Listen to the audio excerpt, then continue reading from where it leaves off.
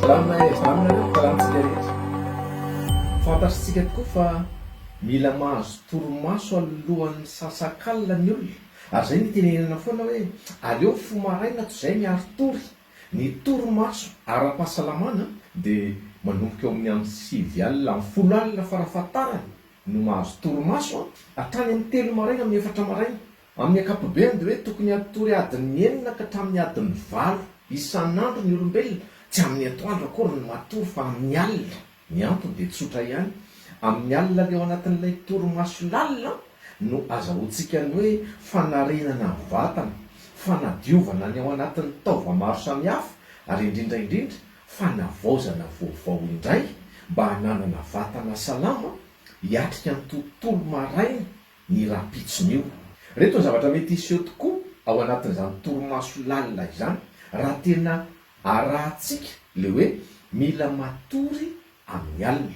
Misy sikla tokoa mantsy izy hoe misy tsingerina, dia misy an'ilay hoe rendremana, dia toromaso, dia toromaso lalina, dia aorianan'izay misy an'ilay somay paradoxal. Ao ny olona somary manofinofy reny, misy antony daholo zany fa ao anatin'ilay toromaso lalina ny tena resantsika amin'ny tian'ity. Ao anatin'ny toromaso lalina iny ao no fanamboarana ny sela simba, fanavaozana ny sela, reconstitution cellulaire ny lazana zany. So ndray misy miresaka hoe refondation zavatra hafa ny eritreretinareo nga ny fikojakojana ny hery fiarovana dia amin'ny oalina io no atao. Ny zavatra atao faharoa koa dia izao ny fandaminana sy ny fanadiovana any amin'ny ati-do, indrindra ao anatin'ny toromaso lalina io ao amin'ny 9 alina ka hatramin'ny 2 maraina eo.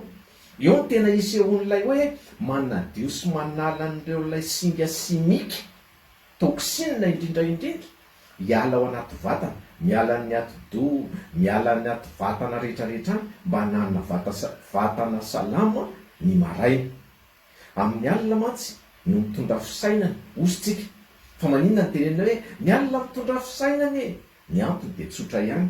Ny fiatraikan'izay ilay fatoroana tsara amin'ny alina zay dia mampitombo fitadidiana, mampitombo ny fifantohana tsara, ary indrindra manavao ilay toe-tsaina, manana toe-tsaina mahay mandamina sy mandavoarary ny zavatra atao.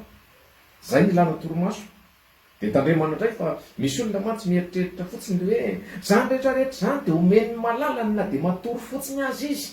Tsy matory fotsiny kory fa ny alina ny matory, ny atoandro miasa ara-dalàna. Tia koa ny anankiray tokony ho fantatritsika mandritra ny oalina io ny fampitomboana sy ny fandaminana ny ao anatin'ny ati-do ao, les bases de données, les zavatra nataontsika rehetra mandritra ny tontolon'ny andro alamina amin'ny oalina io. Ny ati-do no manana sehatra lehibe amin'izany. Dia amin'ny oalina io zany no fanamboarana an'ilay ataontsika hoe fahatserovana mémoire, le fahatserovana maharitra.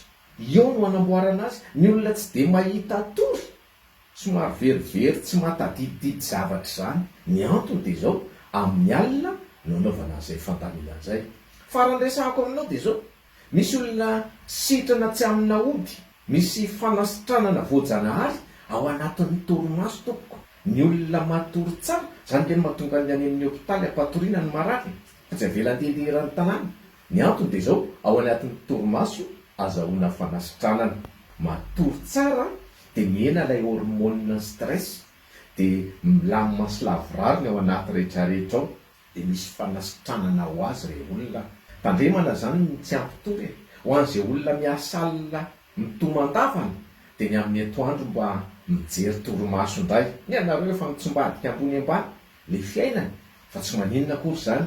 Vola fitady, ny aina tsy fanary nefa fahasalamana zava-dehibe. Zay ny azo resahana. Dia mahita atory amin'ny andro tokony hatoriana ireo olona. Raha soantsika rehetra